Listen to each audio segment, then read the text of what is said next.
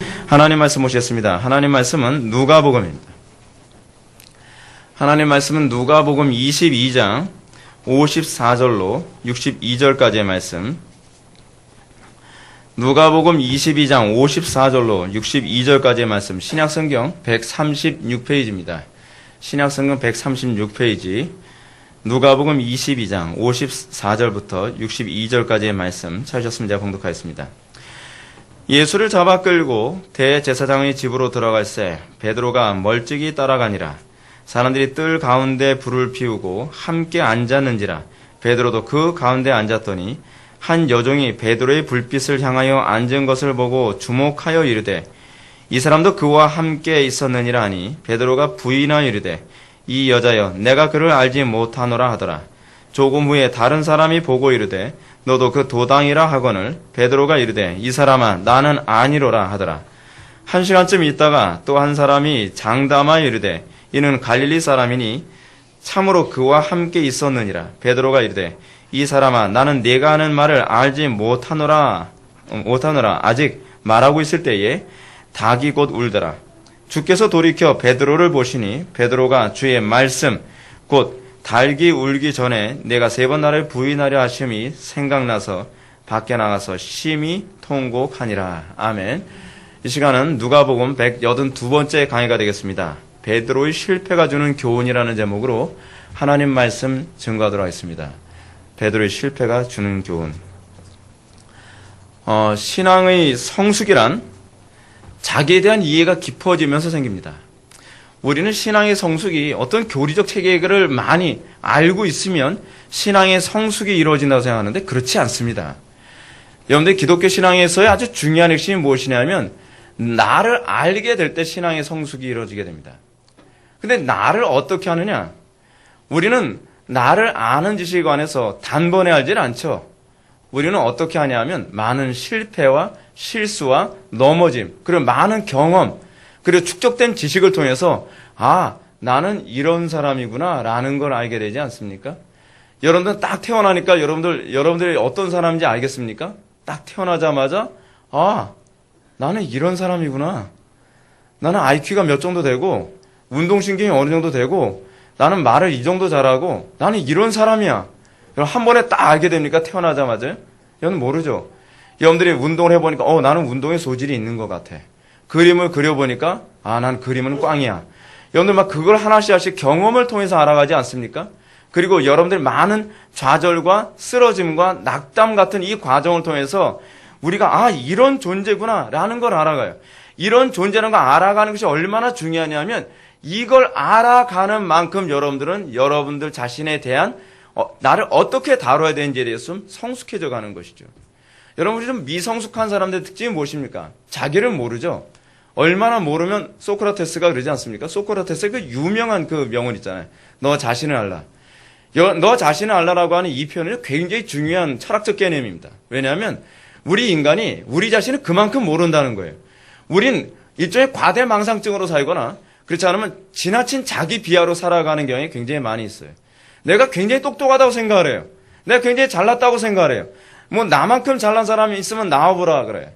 그러다가 정말 잘난 사람 만났을 때 나만큼 못난 사람 있으면 나와버려요. 또 정반대로 가버려요. 이게 우리 인간의 한계예요. 인간이 얼마나 자기 자신에 대해서 모르는가. 정말 몰라요. 정말 몰라요. 그래서 인간과 하나님의 차이가 있습니다. 인간과 하나님이 어떤 차이가 나는가? 하나님은 인간처럼 실패와 경험을 통한 누적된 지식으로 자신을 알지 않아요. 코넬리우스 반틸의 말처럼 하나님은 자신을 영원히 단번에 분석적으로 완벽히 한다고 말씀하고 있습니다. 하나님은 어떻게 해요? 당신 자신을 영원히 단번에 그리고 분석적으로 한다는 거예요. 분석적으로 한다는 것은 쪼개서 한다는 얘기가 아니라 세밀한 부분까지 하나님은 다 아신다는 거예요. 당신 자신을. 하나님 당신 자신을 아는 지식을 기초로 해서 하나님 우주 전체 모든 피조물들을 아는 지식에서 완전해요. 그게 바로 하나님의 특징이에요. 하나님의 속성이에요. 그래서 인간과 하나님과의 차이에 있어서 인간은 축적된 지식으로 또는 경험에 의해서 자기 자신을 알지만 하나님은 완전히 단번에 알아요. 사실은 단번에 안다는 말과 영원히 안다는 말은 사실 이렇게 같이 갈 수 있는 용어는 아니에요. 왜냐하면 영원히와 단번에라고 하는 말은 서로 좀 모순되는 얘기거든요. 근데 그럼에도 불구하고 반틸이 이런 표현을 사용한 이유가 뭐냐면 하나님을 아는 지식에서 하나님은 굉장히 많은 시간이 필요한 것이 아니라는 거죠. 그거를 얘기하기 위해서 그러는 거예요. 자, 근데 인간이 자기 자신을 어떻게 알게 되느냐? 여러분, 하나님께서 우리 자신이 어떤 존재인지 조명하시는 두 가지 방식이 있다고 그랬죠. 하나는 뭐냐면 성령께서 우리의 마음에 말씀을 통해서 조명하시는 방법이 있어요. 말씀을 통해서 여러분들 마음은 딱 조명했을 때 어때요? 아, 내가 죄인이구나. 내가 이렇게 악한 존재구나. 저 말씀이 나를 두고 하는 소리구나. 여러분, 그 말씀이 나를 두고 하는 소리구나 라고 들린다는 건 뭐예요? 성령께서 나를 조명하셨다는 거예요. 성령께서 조명하지 않았을 때 특징이 무엇이냐면 저에게는 누굴 두고 하는 소리구나.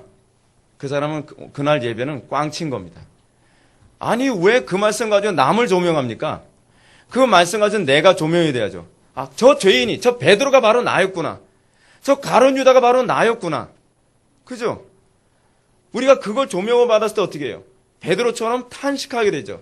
내가 가룟 유다처럼 동일한 죄에 빠지지 않으려고 하겠죠. 이게 조명의 특징이에요. 내가 경험하지 않았는데 내가 어떤 존재인지 알게 되는 거예요. 그게 첫 번째로 성령께서 우리를 조명하시는 방식이에요. 또 하나 성령께서 우리를 조명하시는 방식이 있어요. 환경이에요.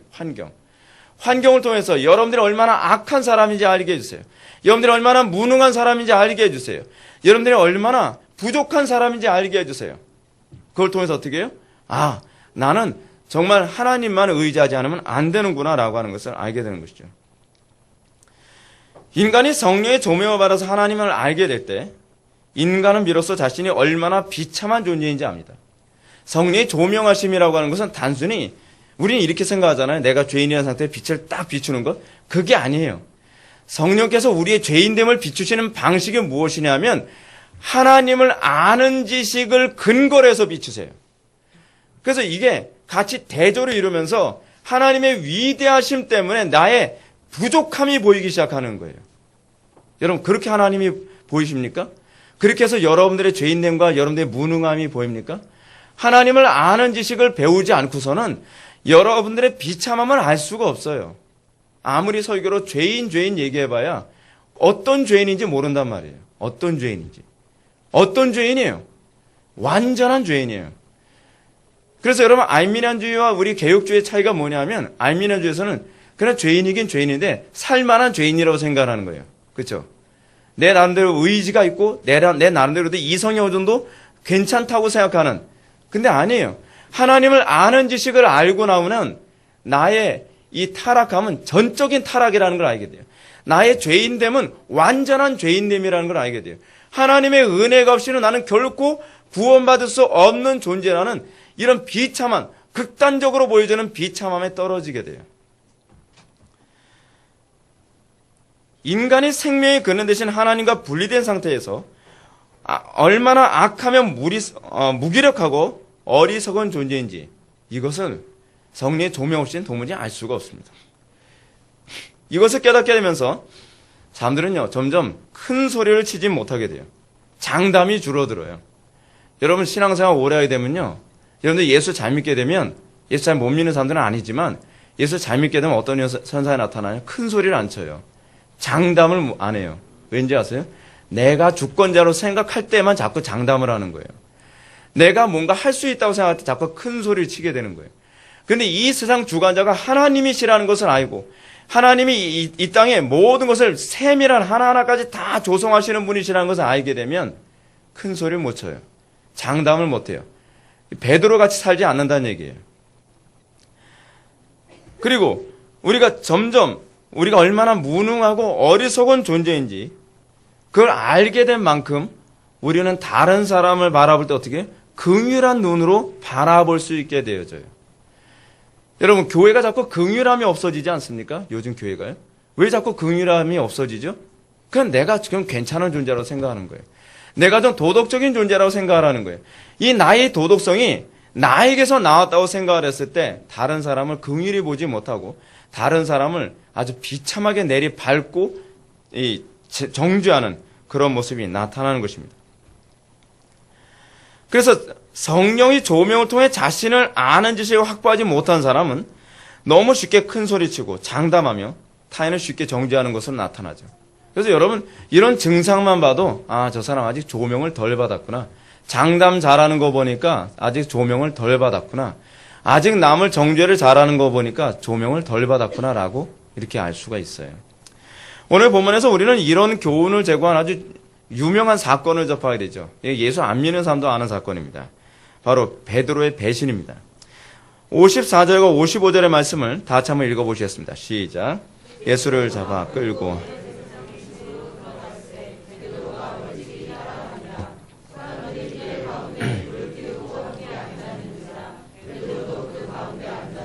아멘. 우리가 잘 알고 있는 것처럼 베드로는 예수님을 부인하지 않고 예수님을 따를 자신이 있었던 것 같습니다.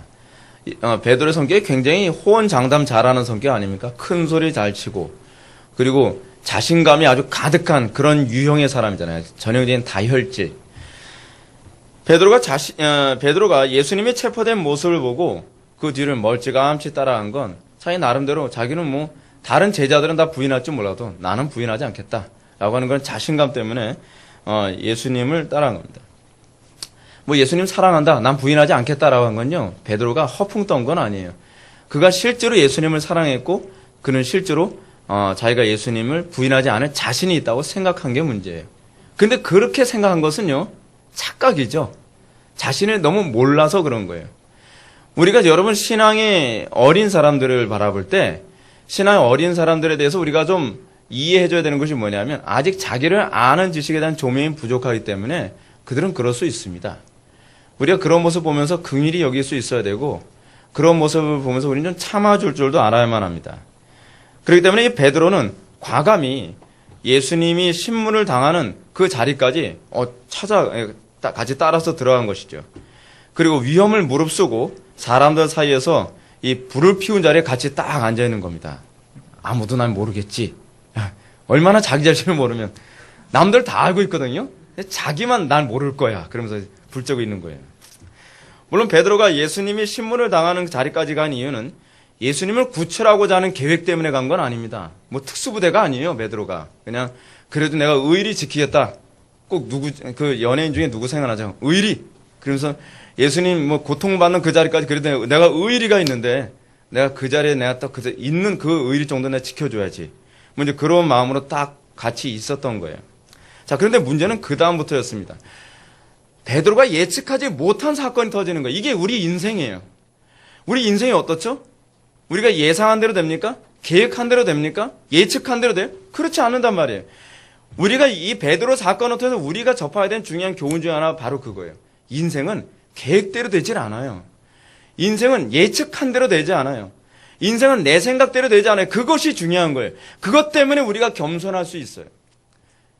사람들이 이런 얘기 잘하지 않습니까? 내 생각대로 하면 다 돼. 이게 얼마나 교만한 얘기인지 아십니까? 내가 하나님이라는 거예요. 실패를 하는 것이 사실 복입니다. 근데 실패를 해본 적이 없으니까 내 생각대로 하면 다 된다고 생각하는 거예요. 자, 베드로 한번 봅시다. 56절과 57절의 말씀을 보실까요?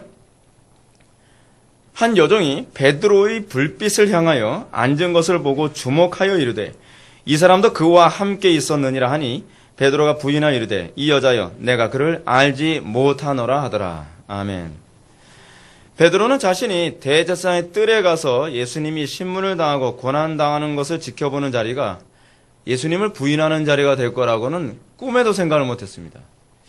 아마 베드로는 네가 나를 3번 부인하리라 예수님이 말씀하셨을 때 예수님의 제자들 색출 작전을 벌리다니 무슨 사건이 터지려나 보다 그런 식으로 생각했을지도 모르겠어요. 설마 자기가 이 대제사장의 뜰에서 예수님 신문 당하는 장면 보고 있는 자리에서 3번 부인하게 될 거라는 것은 상상도 못했던 거예요. 베드로가 그 자리에 갔었습니다. 그런데 베드로가 몸을 따뜻하기 위해 불을 피운 자리에 동석하는 것이 문제의 단초가 되고 말았습니다. 본절에 의하면 이게 참 재미있는 표현이에요. 여러분, 누가는 이렇게 기록하고 있습니다. 한 여종이 베드로의 불빛을 향하여 앉은 것을 보고, 여러분이 불빛이라고 된 이 히브리어가 헬라어가 아주 재미있는 표현입니다. 이 헬라어 푸호스라고 하는 단어인데 푸오스라고 하는 단어는 원래 불하고 같이 관련된 단어가 아니에요. 그냥 빛이 나는 단어예요. 원래요. 헬라어가요. 그래서 이 푸오스라고 하는 이 헬라어가 신약에서 69번이나 이렇게 기록되는데 불빛이라는 의미로 기록된 거냐 딱 2번밖에 없어요. 마가복음, 그러니까 이 본문과 병행되어지는 마가복음에서 1번 나오고요. 그리고 여기서 1번 나와요. 그러니까 의도성이 있다는 얘기죠. 의도성이요.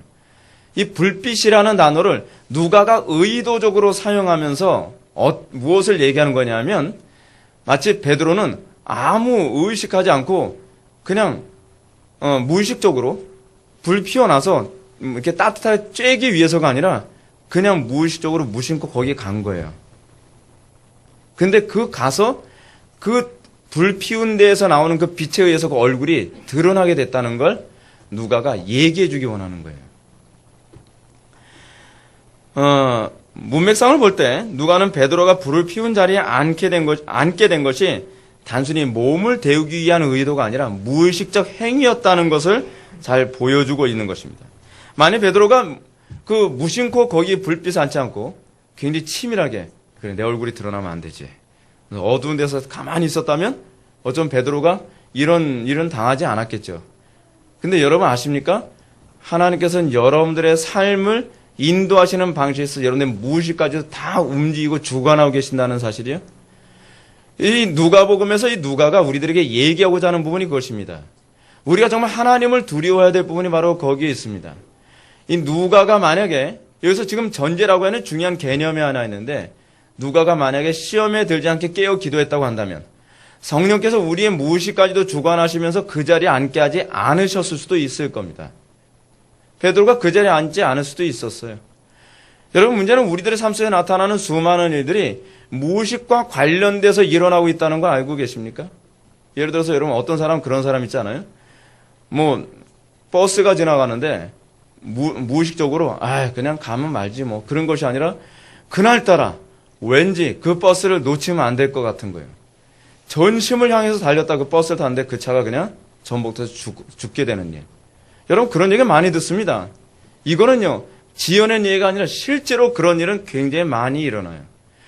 우리가 무의식적으로 어떤 사람에게 말을 걸었다가 전철 안에서 엄청난 폭력 사태가 벌어지게 된다든지 이런 문제들.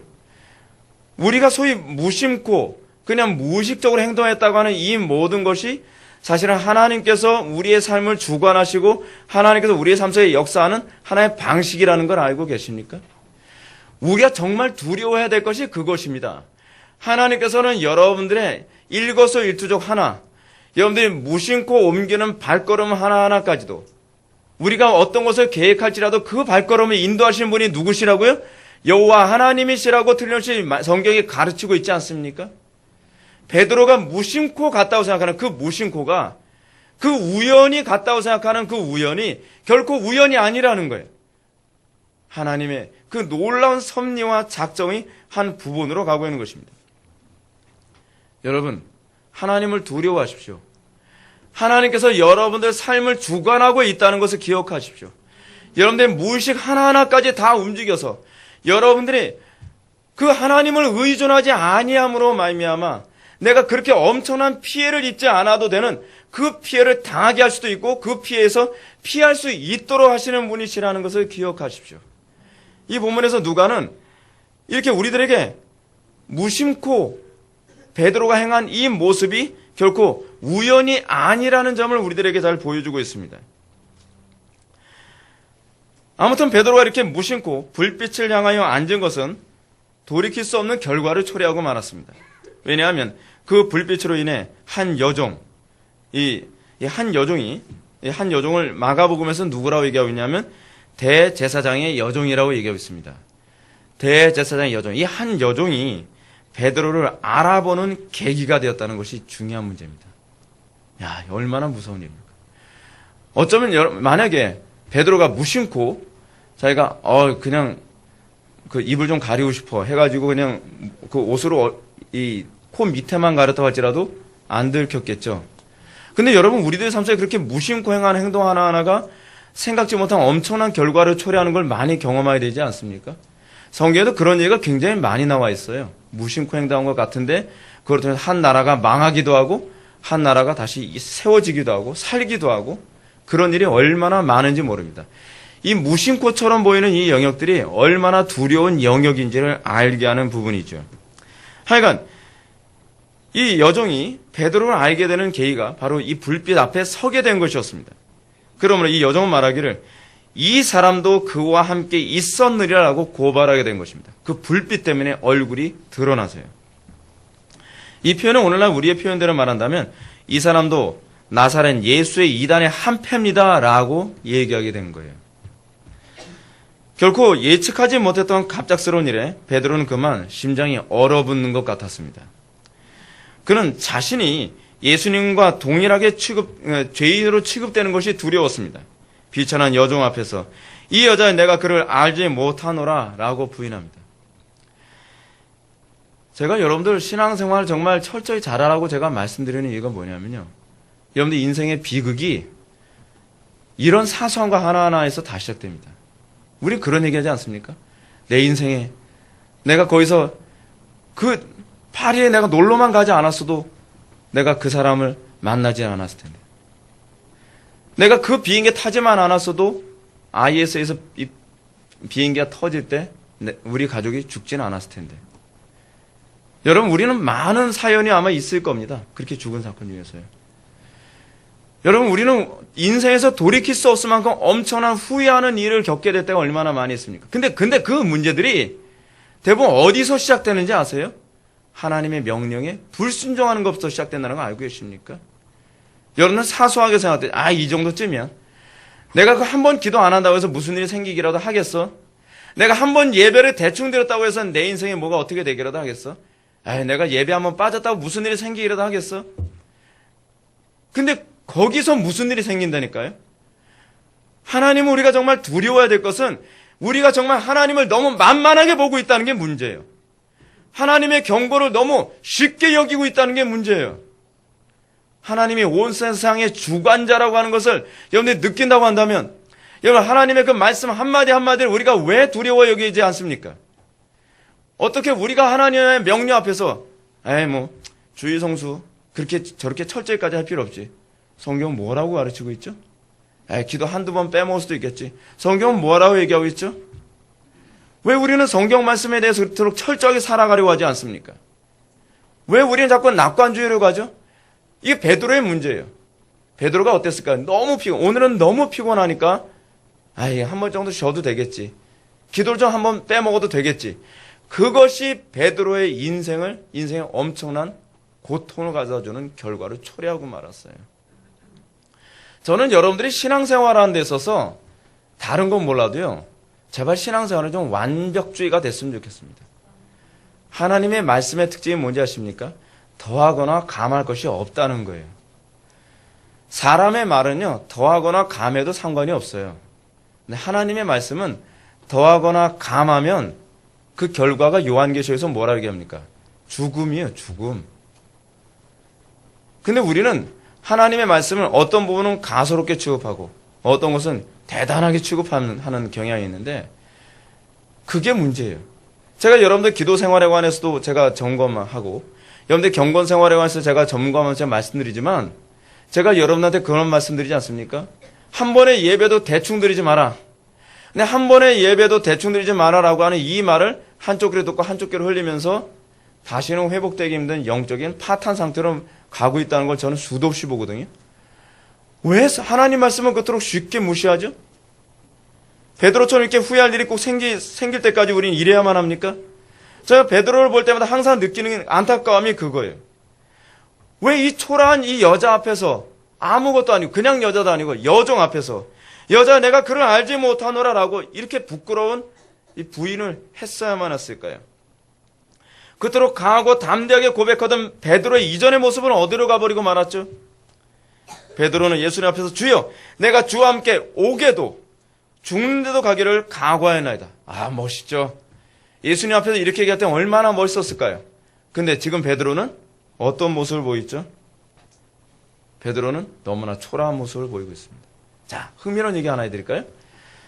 베드로가 이렇게 고백했다 그랬죠. 내가 주와 함께 오게도 죽는데도 가기를 각오하였나이다. 이 각오하였나이다 라고 하는 이 헬라어가요. 헬라어를 찾아봤더니 현재형으로 되어 있어요. 현재형이 무슨 얘기냐면 과거부터 예수님 따라다니는 지금까지 계속 난 이런 각오를 가지고 주님을 따라다녔습니다 라는 얘기예요. 제가 과거부터 이런 각오를 했는데 내가 어딜 가겠습니까? 라고 하는 거예요. 여러분, 각오를 오래 하면 그것대로 지킬 수 있나요? 인생이 여러분 각오한 대로 됩니까? 인생이 결심한 대로 돼요? 인생이 여러분들 계획대로 됩니까? 베드로는 될 거라고 생각을 했어요. 베드로는 이전부터 지금까지 이미 그런 결심을 하고 있었습니다라고 떵떵거리면서 얘기했는데 뭐 엄청나게 강력한 권세나 힘을 가진 사람도 아니고 미천한 여종 앞에서 예수님을 부인하는 결과를 초래하고 말았어요. 좀 멋떨어지게 말이에요. 뭐 고문을 당하는 가운데 난 예수님을 절대로 부인하지 않아. 그러다가 너무 고통스러워. 이제는 어쩔 수 없다. 이것도 아니에요, 그냥. 그죠? 고문 같은 거 없고 꿀밤 한 대도 맞질 않았어요. 당신 혹시 예수님? 나 예수님 몰라. 이게 우리 인간이에요. 여러분, 우리를 너무 과대평가하지 마십시오. 우리 이렇게 대단한 존재가 아닙니다. 베드로는 자기가 정말 대단한 존재로 생각을 했어요. 자기가 이제껏 각오한 대로 자기는 이렇게 살 수 있을 거라고 생각을 했습니다. 그래서 그런 사람들은요, 오만하죠. 그런 사람들은 사람들을 쉽게 무시하죠. 예. 그런데 이런 비겁한 행동은 여기서 그치지 않았습니다. 여러분 잘 보십시오.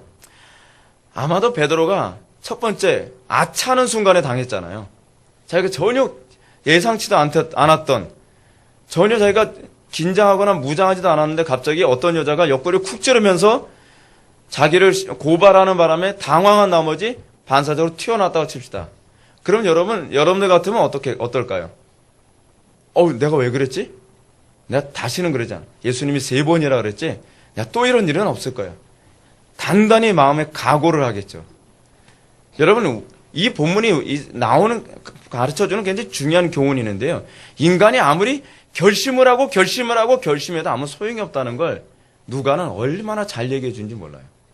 과거부터 현재까지 이제껏 각오하였나이다 라고 했던 것이 비천한 한 대제사장의 여종의 말 한마디에 그냥 무너져 버리고 말았어요. 그는 엄청난 충격에 휘청거렸을 겁니다. 자신이 이렇게 나약하고 무능한지 놀라고 했을지도 몰라요. 그러면서 아니야. 난 그런 사람이 아니야. 난 지금 얼떨결에 그랬을 뿐이야. 또 그러면 그때는 절대로 나는 예수님을 부인하지 않을 거야. 또다시 마음에 결심을 했겠죠. 결심 백내라발 소용없습니다. 전혀 교회 안에서 결단 한 100번 이상 했는데도 하나도 안 변하는 사람은 수도 없이 봤습니다. 여러분, 결심한다고 사람이 달라지나요? 결심한다고, 결단한다고 그거 하면 이전과 다른 사람 사라지나요? 그걸 안 돼요. 여러분, 1년 365일 여러분들 수도 없이 설교를 들으면서 여러분들, 그래, 결심했어. 근데 그 다음 주는 또 똑같은 사람 또 살게 되지 않나요? 인간의 결심이 아무것도 아니에요. 베드로는 또 결심했을 겁니다. 결코 두 번 다시는 이런 비겁한 행동을 하지 않을 것이다. 이런 결심을 하면서 그는 자리를 바깥들에서 앞문으로 자리를 옮겼습니다. 참, 여러분 이게 너무 좀 웃기는 얘기죠. 그러나 이 결심은 앞문으로 옮기는 자리에서 또 무너지고 말아요. 자, 58절 말씀 보겠습니다. 58절 말씀 다 같이 읽겠습니다. 시작.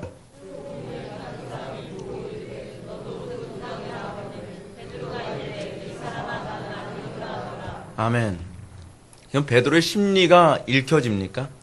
베드로가 이 당시에 베드로의 마음이 어땠을지 여러분 머릿속에 떠오릅니까? 누가는 마치 베드로의 심리를 읽고 있는 것처럼 이 사건을 기술하고 있어요. 어떻게 기술하냐면, 여러분 마태나 마가는요 시간의 흐름을 기록하고 있질 않아요. 근데 누가는요 잠시 후에라는 단어를 딱 기록하고 있어요. 무슨 얘기냐? 그의 결심이 잠깐 사이에 또 무너졌다는 것을 얘기해 주는 거예요. 이 누가의 기술이 얼마나 치밀하게 기술되는지 모릅니다.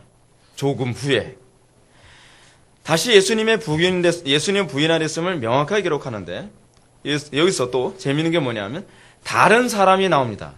이 다른 사람이 누군지 마태복음 26장 71절은 다른 여종이라고 기록합니다. 다른 여종. 여러분, 유대 사회 안에서 여자의 가치가 어느 정도인지 여러분 아시죠? 유대 사회 안에서 여자의 가치는 인격이 아닙니다. 그냥 물건입니다. 물건. 여자를 굉장히 가치 없이 취급하는 것이 유대 사회 안의 모습이거든요. 근데 여러분, 여자들 중에서도 여종이에요. 남종도 아니고 여종이요. 종은요, 진짜 물건이에요. 우리가 생각하는 종의 개념이 아니에요. 고대 시대에서의 종의 개념은 내가 죽여도 누가 할 말 없는 그런 개념이거든요. 근데 남자도 아니고 여자가, 그것도 종이, 참 하나님도 참 베드로를 비참하게 만들어도 너무 비참하게 만드시는 것 같죠? 그 여종이 한 번도 아니고 두 번째 또 예수님, 그 베드로에게 이렇게 비겁한 행동을 하도록 또 독촉하고 있는 것입니다. 우리는 베드로가 한 번 예수님을 부인했을 때 분명히 예수님의 예언을 머릿속에 떠올렸을 겁니다. 아, 그래, 이것이었구나. 내가 이제 두 번 다시 내가 이러지 말아야지. 두 번 다시 내가 또 부인하지 않을 것이다. 그런데 결국 어떻게 하고 말았어요? 뭐 하루도 지나는 건 고사하고 잠시 후에, 거의 곧바로 수준이죠. 잠시 후에 그 결심과 의지는 천하디천한 또 다른 한 명의 여종 앞에서 무너져야 했습니다. 뭐라고요? 이 사람아, 나는 아니로라. 여러분, 이게 우리예요. 이게 바로 우리의 모습이란 말이에요. 이거를 깨달았을 때 여러분, 신앙이 그때부터 비로소 성숙해지기 시작해요. 내가 얼마나 전적으로 무능한 토탈 이너빌리티, 내가 얼마나 전적으로 타락한 토탈 디프레비티, 여기서 출발하는 거예요. 신앙은 여기서 출발하지 않으면 성장이 없어요. 여러분, 오늘 예배 시간에 졸았다고 해서 난 또 졸지 않을 거야 결심 안 돼서 안 졸아질까요? 여러분, 설교자가 여러분한테 회개하라고 외치는 건 여러분들의 의지에 동요하는 게 아니라 그랬죠. 여러분들 회개하라고 얘기하는 건 여러분들을 결심하라는 얘기가 아니에요. 뭐 하라는 것이죠? 하나님 앞에 은혜를 구하는 자리로 가라는 거예요. 나의 무능함을 인정하고 나의 악함을 인정하는 것을 시작하여 내가 하나님께 은혜를 구하는 자리로 가라는 거예요. 근데 문제는 뭐냐면 내가 이 무능하고 내가 악하고 내가 오늘 뭐 이랬다라고 하는 걸 인정하는데 하나님 앞에 무릎 꿇는 데는 우리는 너무 강팍하죠. 하나님께 무릎 꿇고 은혜를 구하는 데는 결사적이지가 않죠. 여러분, 베드로 수준까지 한번 떨어져 봐야 정신을 차리겠습니까? 이게 우리의 모습이란 말이에요. 우리는 베드로가 이 정도의 실패와 좌절을 맛봤으면 그 자리를 빨리 피해야 마땅하다고 생각하지 않습니까? 아, 이게 아닌가 보다. 빨리 피해야 되겠다. 근데 여러분, 이게 인간의 모습이에요. 베드로는요, 아직까지도 자존심이 남아있어요. 아직까지, 아니야. 내가 진짜 이번에는 내가 예수님 배신하지 않을 거야. 이제 또다시 내가 이런 짓은 저지르지 않을 거예요. 베드로는 아직 자기 자신에 대한 신뢰감으로 아직까지 똘똘 뭉쳐있는 겁니다. 이게 인간입니다. 인간은 잘 안 깨집니다. 해머 같은 것으로 두드려 맞아도 안 깨지는 게 인간입니다. 인간의 타락한 본성이 가장 밑바닥에 있는 저 미천한 여종에게 무시를 당하는 그 무시를 두 번이나 당해도 베드로는 여전히 정신을 못 차립니다. 그는 여전히 그 자리를 피하지 않고 계속 머물러 있습니다. 자신이 결심하는 것을 끝까지 이행할 수 있을 거라고 생각하는 겁니다.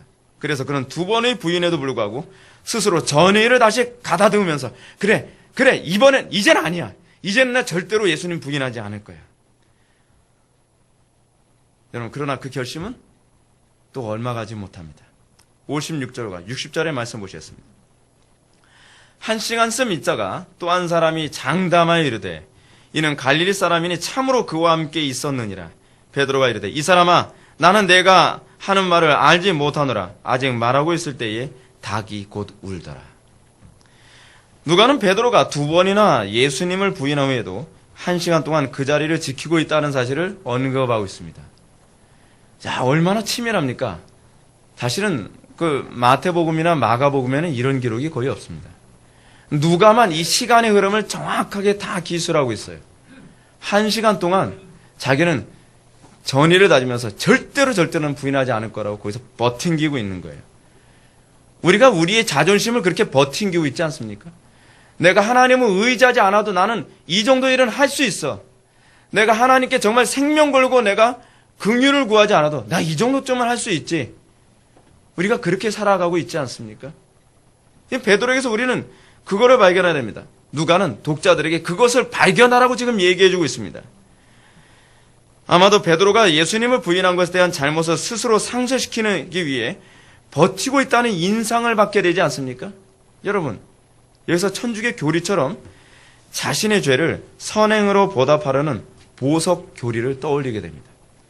우리의 특징이 무엇이냐면 내가 어떤 잘못을 범하면 내가 어떻게 선행을 행하고 내가 어떻게 의리를 지켜서 내가 이걸 어떻게 상쇄시키는 내 선행으로 나의 잘못과 죄를 어떻게든 덮어보려고 하는 것이 우리의 타락한 본성의 특징입니다.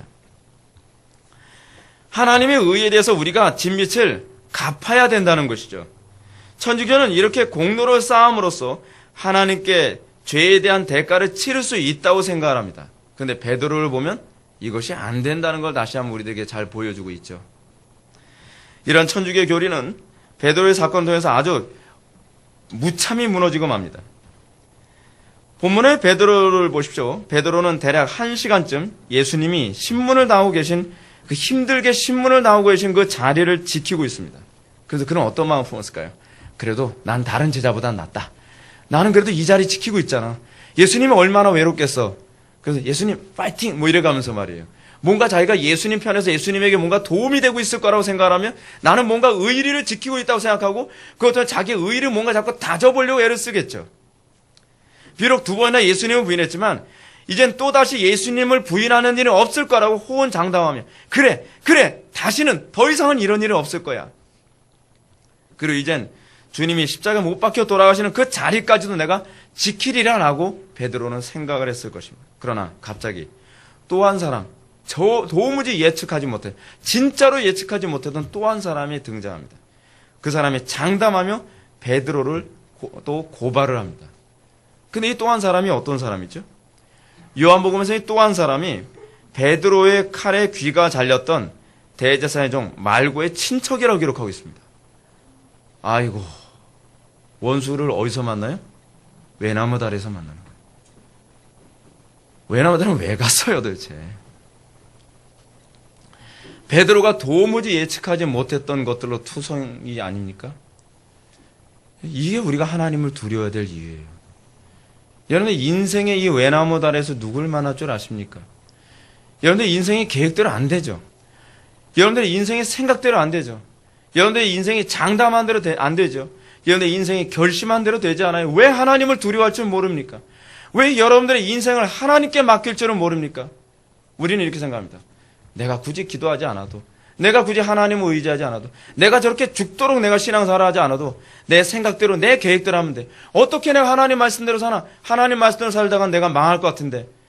하나님 말씀 그래 좋다. 하나님 말씀. 그런데 내가 하나님 말씀대로 지금 그 말씀대로 살면은 내 가정이 풍비박산 날 것 같은데 하나님은 그렇게 못 믿습니까? 내가 그 말씀대로 살면 난 직장에서 엄청나게 어려움을 당하게 될 텐데 내가 하나님 말씀대로 순종을 하면 캠퍼스에서 나는 엄청난 어려움을 당하게 될 텐데 하나님을 그토록 믿지 못하십니까?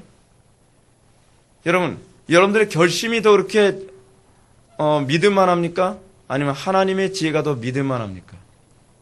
우리의 문제가 여기 있습니다. 우리는 하나님의 지혜를 잘 신뢰하지 못합니다. 우리는 내가 계획한 것이 훨씬 현명할 거라고 생각합니다.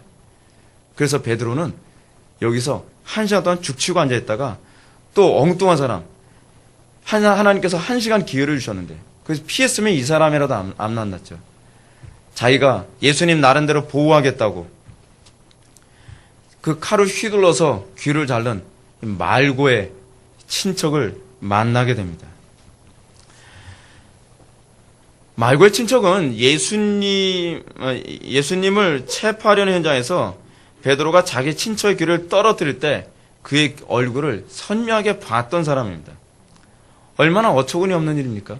베드로가 칼만 휘둘리지 않았어도 주목받지 않았을 겁니다. 베드로가 칼을 휘둘러서 그 말고의 귀를 자르는 바람에 그 많은 무리들에서 그냥 덮여버릴 수 있는 그 얼굴이 그냥 송두리째 드러나고 주목을 받아서 잊혀질 수가 없는 거죠. 저놈이 내 친척의 귀를 자른 놈이구나.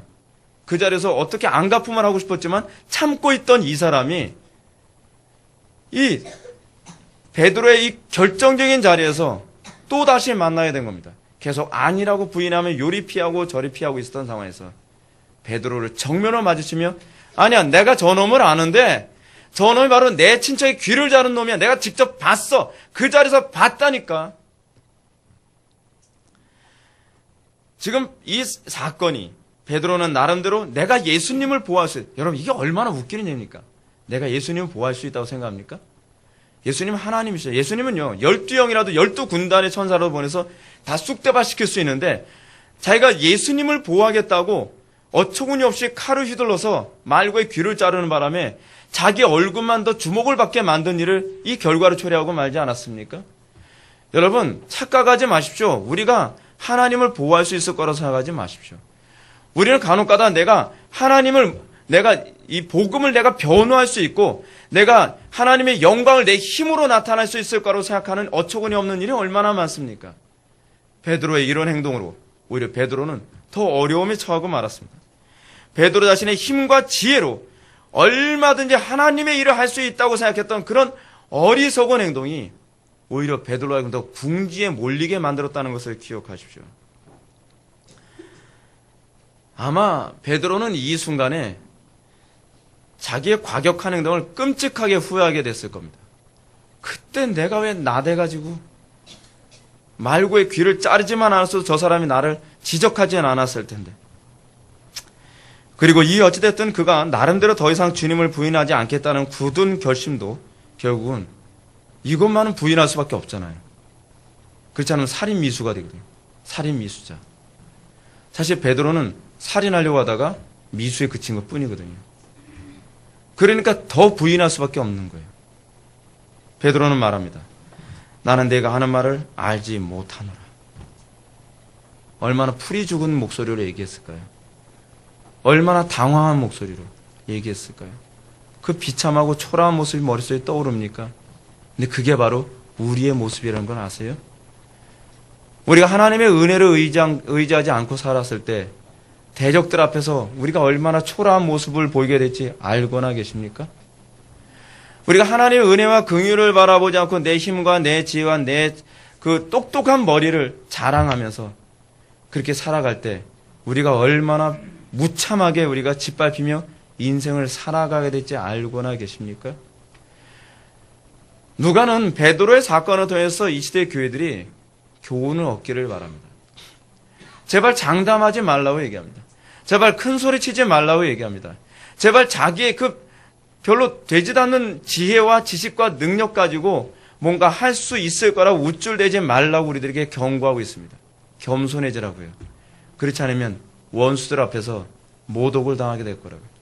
원수들 앞에서 부끄러움을 당하게 될 거라고요. 우리들에게 경고하고 있는 것입니다. 여러분, 하나님께서는 왜 이런 운명의 장난과 같은 일을 베드로에게 행하신 것일까요? 우리 이런 경우가 많이 있지 않습니까? 베드로가 칼을 휘둘러 말고의 귀를 떨어뜨린 것은 나름대로 주님을 사랑해서 그런 거 아닙니까? 그런데 하나님은 어찌하여 이 일로 인해서 그가 예수님을 부인할 수밖에 없는 원인의 그 단초로 삼으셨을까요? 그 이유는 분명합니다. 하나님은 누구보다 자기의 의지와 결심이 강하고 호언장담하고 큰 소리치길 좋아하는 베드로에게 겸손을 가르쳐주고 싶으셨던 것입니다. 겸손이 최고입니다. 주님은 겸손을 가르쳐주고 싶으신 거예요. 그에게 이 교훈은요, 평생 잊지 못할 교훈이 됐을 것입니다. 여러분, 어떻게 잊을 수 있을까요? 주님은 베드로에게 이 세상의 주관자가 우리 자신이 아님을 알기 원하셨습니다. 이것을 깨닫게 될 때 비로소 진정한 기도를 배우게 됩니다. 기도는 어떻게 배우는지 아세요? 이렇게 배우는 거예요. 기도는 내가 아무것도 아니구나. 내 결심과 내 의지와 내 지혜와 내 능력이 아무것도 아니구나라고 하는 것을 정말 철저히 깨닫고 그리고 심령이 철저히 무너지고 깨어졌을 때 나는 주님만 의지하면 살아야 하는구나라고 하는 걸 깨닫게 됐을 때 비로소 기도를 배우게 됩니다. 여러분, 제가 왜 여러분들에게 아무리 기도를 간절히 하라 그래도 기도를 엉터리로 하고서 가는지 아십니까? 제가 아무리 얘기해봐야 소용이 없어요. 아직 마음이 철저히 겸손해지지 않아서 그래요. 특히 고난과 환난의 시대가 점점 코앞에 다가오고 있음을 감지하고 있는 우리는 이러한 겸손을 배워야만 합니다. 그리고 이러한 이 겸손의 태도 때문에 정말 바르게 기도하는 법을 배워야 돼요. 베드로의 이런 쓰라린 경험 때문에 흥미로운 게 뭔지 아십니까? 베드로가 베드로전서 4장 7절에서 종말의 마지막 때의 경고를 이렇게 경고합니다. 만물이 마지막 때가 가까이 왔으니 그러므로 너희는 정신을 차리고 근신하여 기도하라. 여러분, 너무나 놀랍지 않습니까? 이 표현이 마치 뭘 보는 것 같아요? 감난산 사건을 떠올리게 만들지 않아요? 정신을 차리고 근신하여 기도하라. 자기의 쓰라린 경험을 염두에 두고 얘기하고 있는 거예요. 내가 그때 정신을 차리지 못했다. 그때 내가 근신하지 못했다. 내가 그때 기도하지 못했다. 그래서 나는 환난의 때에, 고난의 때에 무너지고 말았다. 너희들은 무너지지 말아라. 너희들은 그럴 때 오히려 정신을 차려라. 그리고 근신하라. 그래서 깨어 기도하라. 이건 베드로의 경험에서 나온 얘기입니다.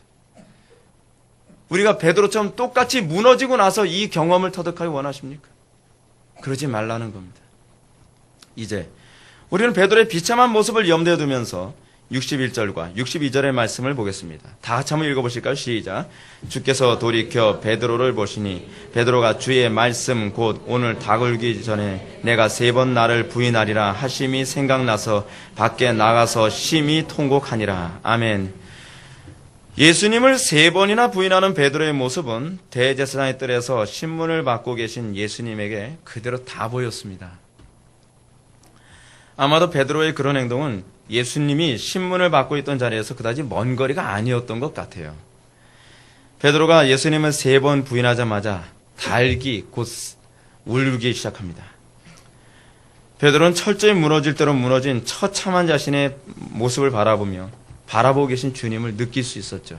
그 베드로는 대성통곡을 합니다.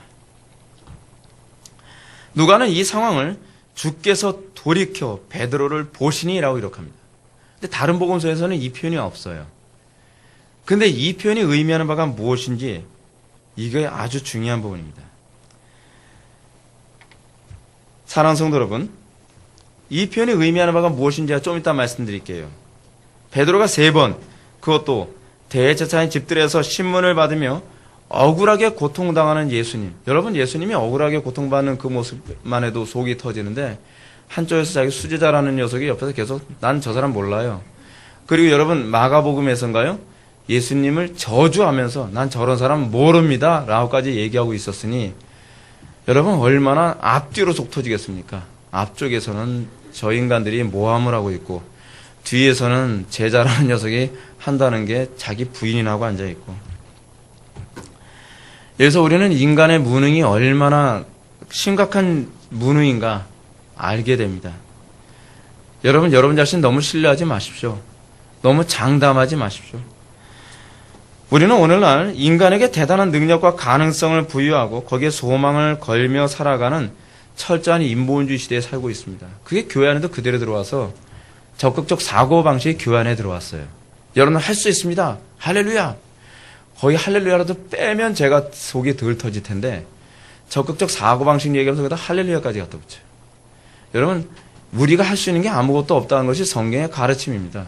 우리가 할 수 있으면 하나님이 왜 필요합니까? 하나님의 전능하심은 우리의 무능함에서 그 실체가 더 선명하게 드러나는 겁니다. 근데 교회 안에서 적극적 사고방식을 가르치고 교회 안에서 우리가 무엇인가 할 수 있다는 것을 계속 가르칩니다. 인간의 무한한 가능성을 점치며 인간이 노력하면 할 수 없는 것이 없다는 식으로 세상과 교회가 좀 가르치고 있습니다. 이제 점점 하나님은 필요 없는 존재가 되고 있죠.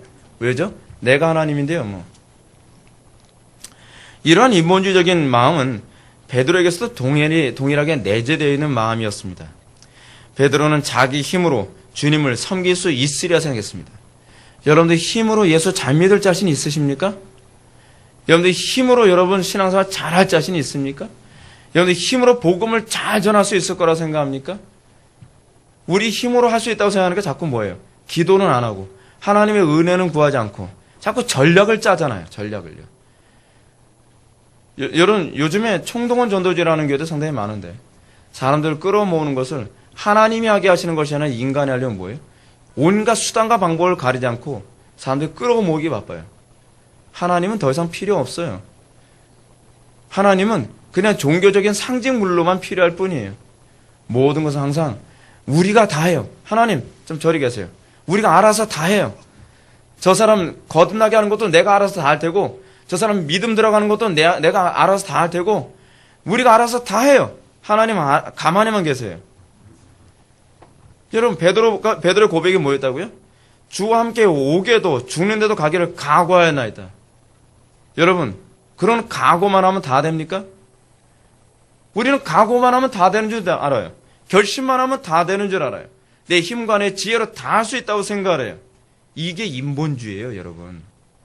이게 베드로의 모습이고 이게 바로 우리의 모습이에요. 그런데 그의 결심과 의지는 미천한 두 여종 앞에서 그냥 어이없이 무너져버리고 말았어요. 세상의 권력과 폭력 앞에서 의연한 모습을 보일 것 같았죠, 베드로가요. 베드로가 그렇게 큰 소리 칠 때 제가 만약 베드로 옆에 있었으면 그랬을 거예요. 이야, 베드로 진짜 대단하다. 난 저럴 자신 없는데 역시 베드로야. 무슨 역시 베드로예요. 근데 여러분 우리가 그렇게 허풍을 떨듯이 신앙생활을 얼마나 많이 합니까? 제발 여러분 다른 지체들 앞에서 허풍 떨듯이 신앙생활 하지 마십시오. 내가 뭔가 좀 신앙이 있는 척 하지 마십시오. 내가 결심하면 뭔가 다 할 수 있는 것처럼 생각하지 마십시오. 그러다가 망신당하는 수가 있습니다. 항상 영광을 하나님께 돌리십시오.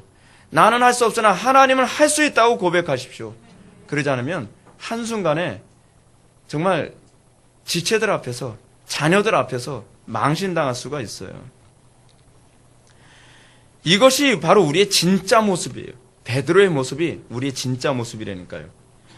우리가 남들 앞에서 너무 대단한 존재인 것처럼 큰 소리치나 또는 허풍을 떨지만 사실은 아무것도 아닌 게 바로 우리의 모습입니다. 우리는 결코 대단한 존재가 아닙니다. 비록 우리가 이제까지 대단한 업적을 쌓고 대단한 인내력을 보이며 남들도 엄두 낼 수 없는 대단한 일을 했다 할지라도 사실은 여러분들이 한 게 아니에요. 우리는 이렇게 생각하죠. 내가 공부를 열심히 해서요. 내가 서울대학교를 졸업하고 대학원을 하버드 대학을 졸업하고 나서 제가 스탠포드에서 제가 박사를 땄습니다. 마치 자기가 대단한 것처럼 허풍을 떨죠. 누가 그렇게 하셨죠? 하나님께서 경제적인 여유를 주지 않으셨으면 가능했을까요? 하나님께서 그 지혜를 주지 않으셨으면 가능했을까요? 하나님께서 한순간에 여러분들을 바보로 만들 수도 있다는 걸 왜 모르십니까?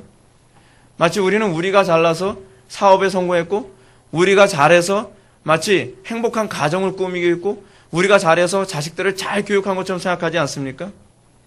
여러분, 한순간이면 모든 게 다 먼지처럼 날아가는 것이 우리의 인생입니다. 여러분들이 평생 쌓았다고 하는 그 돈이요, 어느 날 사기 한번 당하면 알거지 됩니다. 그게 인생이에요. 한 번은 어떤 목사님이 길거리 가다가 음식을 얻어먹혀서 줄 서고 있는 노숙자들을 봤다 그럽니다. 근데 그 틈 사이에 얻어먹을 사람처럼 보이지 않은 어떤 그 노인이 한 명 줄에 껴있는 것을 봤대요. 근데 아무리 봐도 저 사람은 얻어먹을 사람이 아니라서 그 사람한테 가서 물었답니다. 제가 보기에는 어르신께서는 이렇게 뭐 얻어먹으실 분이 아니신 것 같은데 거기에 왜 서 계시죠? 그랬더니 몰라도요. 그래서 딱 외면하더래요. 사실 제가 목사입니다. 궁금해서 그렇습니다. 그러니까 그제서야 그분이 마음문을 열면서 그러더래요. 저는 1급 공무원 출신입니다. 저는요, 부족한 것 없이 살았고 최고의 출세가도를 누리며 살았던 사람입니다. 저는요, 누구보다 의리의리하게 부자로 살았습니다. 근데 지금 왜 그렇게 사시죠? 아들 때문이에요. 아들이 사업을 한다고 그 아들의 사업에 돈을 투자해줬는데 아들이 어느 날 사업이 안 난다고 더 많은 돈을 투자해달라 그래서 자기의 모든 재산을 다 팔아서 거기다 쏟아부어줬는데 공중분해돼 버렸대요. 알거지가 됐습니다. 그래서 어쩔 수 없이 이 지경 됐습니다. 그게 인생이에요. 여러분, 우리의 인생은 그냥 베드로 같아요. 우리가 뭐 할 수 있다고 해서 할 수 있는 게 아니에요. 허풍 떨지 마십시오. 교만하지 마세요. 하나님이 이 모든 것을 주관하신 주관자이십니다. 이것을 가르치는 것이 바로 다니엘서예요. 이 세상 모든 것을 누가 주관하신다? 여호와 하나님이 주관하신다. 이게 신앙이에요. 이게 신앙. 여러분, 만약에 베드로가 예수님의 경고대로 기도를 했다면, 단 한 시간이라도 깨어서 기도했다면 베드로가 이렇게 부끄러운 결과를 초래했을까요? 예수님께서 베드로에게 하신 말씀처럼 시험에 들지 않게 일어나 기도하라 라고 하는 이 말씀을 마음에 새기고 그날 그 시간 한 시간만이라도 기도했다고 한다면 베드로가 이렇게 일평생 땅을 치면서 후회할 일을 하게 됐을까요? 이 명령을 생명처럼 우린 여겨야만 합니다. 하나님의 말씀을 여러분 우습게 여기지 마십시오. 그리고 그날 그 주에 선포된 말씀을 미루지 마십시오. 제발 미루지 마세요. 그 주에 선포된 그 말씀 가지고 씨름을 하세요. 싸우세요. 근데 왜 안 싸웁니까? 왜 우리는 그 말씀을 듣는 것으로 그쳐버리고 맙니까? 하나님께서 베드로처럼 시험하실 때까지 기다리십니까? 그건 어리석은 사람입니다. 그러나 감사하게도 무엇보다 우리는 베드로의 이런 모습과 아울러서 우리는 한 가지를 떠올릴 것이 있습니다. 그것이 뭐냐면 베드로가 예수님을 부인했음에도 불구하고 그 3번 부인했을 때에 예수님이 베드로를 돌아보시니 라고 얘기하고 있지 않습니까?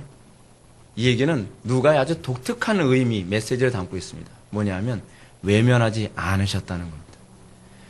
베드로의 그런 어처구니 없는 부인에도 불구하고 주님은 너 같은 인간을 둔 게 내 인생의 후회다 라고 얘기하시는 것이 아니라 정말 긍휼히 여기는 마음으로 사랑하는 마음으로 그를 쳐다보고 있다는 것입니다. 외면하지 않으셨어요. 그게 바로 우리가 신앙생활 하면서 얻을 수 있는 위로입니다.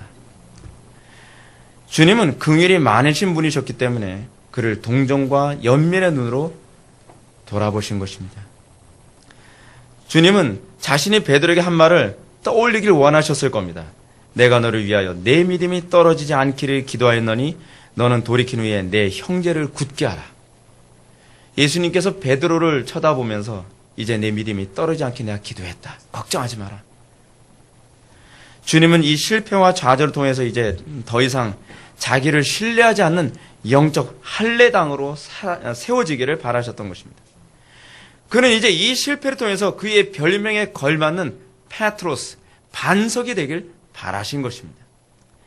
주님은 그가 시험에 넘어지는 것까지 허락하셨지만 그 넘어짐이 도리어 베드로를 굳게 하라는, 형제를 굳게 하라는 명령을 수행하는 원동력이 될 것이라는 것을 아셨던 것입니다. 왜냐하면 라일 감독의 말처럼 참된 성도는 넘어질지라도 반드시 깊은 통회와 자기 비하와 생활의 개선을 가져올 것이기 때문에 그렇습니다. 그는 넘어졌습니다. 그러나 그 넘어짐을 통해서 그는 반석이 될 것입니다. 그는 넘어졌습니다. 그러나 그 넘어짐을 통하여 이제는 다른 형제가 넘어지지 않도록 돕는, 형제를 굳게 하는 그런 섬기는 자로 세워지게 될 것입니다. 사랑하는 성도 여러분, 우리가 날마다 삶 속에서 넘어질 때 그 넘어짐이 낙심으로만 작용하지 않기를 바랍니다. 낙심이야말로 사단이 가장 많이 쓰는 가장 강력한 무기입니다. 낙심하지 마십시오. 예수님께서 여러분들을 위해서 중보기도 하고 계신 것을 믿으시기 바랍니다. 주님께서 여러분들에게 명하는 것은 넘어진 것에서 그치는 것이 아니라 일어나길 바라시는 것입니다. 일어나라. 내가 너를 위해서 기도하고 있다. 이제 이 사건이, 이 넘어짐이 너를 반석 위에 서게 될 것이다. 그리고 이 넘어짐이 너를 더욱더 겸손하게 만들 것이다. 그리고 이 넘어짐이 너로 하여금 형제를 다시 일으켜 세워주는 하나의 원동력이 될 것이다. 그리하여 우리는 베드로가 바울의 말을 떠올리처럼 하나님의 성령으로 봉사하며 그리스도의 예수로 자랑하고 육체를 신뢰하지 않은 우리가 곧 할례당이라라는 이 말씀이 베드로에게도 그대로 적용하게 됐을 것입니다. 그때 비로소 우리는 참되게 그리고 진지하게 기도하는 기도를 배우게 될 것입니다. 우리가 진정으로 참 할례당의 모습을 소유하게 될 것입니다. 자기를 신뢰하지 않을 때, 그리고 오로지 예수만 자랑하게 될 때 우리가 참 할례당으로 이 땅을 살아가게 될 것입니다. 다 같이 기도하시겠습니다. 사랑이 많으신 하나님 아버지, 우리가 오늘 시간 쓰라리고 쓰라린 베드로의 이 배신의 사건을 살펴보면서 아버지 하나님, 참 할례당의 모습이 어떻게 만들어지는지를 다시 한번 우리가 깨닫게 되었습니다. 아버지 하나님, 우리가 정말 하나님의 경고를 절대로 가볍게 여기지 않게 하여 주시고, 우리가 하나님의 말씀대로 살아가는 가운데에 우리가 견고한 반석 위에 설 수 있도록 은혜 베풀어 주옵소서. 우리의 마음속에 안일함을 제거하여 주시고, 우리의 마음속에 주의 명령을 뒤로 미루려고 하는 게으름을 제거하여 주이사, 우리가 베드로와 동일한 그 죄악에 넘어지지 않게 하여 주옵소서. 예수님의 거룩하신 이름으로 기도올렵나이다. 아멘.